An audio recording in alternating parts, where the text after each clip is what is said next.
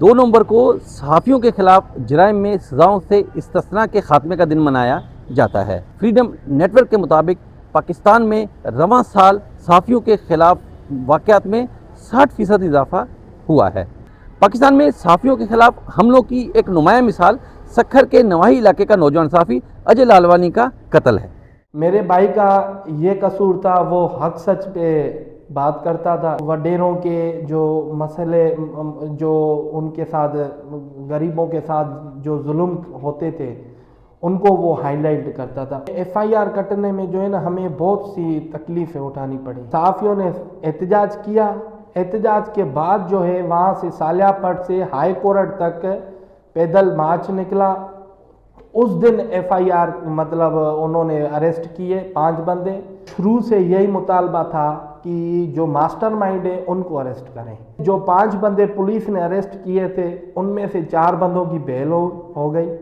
4 بندوں کی جیسے بیل ہوئی ہے، 3 بندے تو وہ بھاگ گئے یہاں سے نا، وہ کورٹ میں آتے ہی نہیں ہے، روپوش ہے۔ ابھی ایک بندہ آتا ہے، دیکھیں ابھی کیا ہوتا ہے۔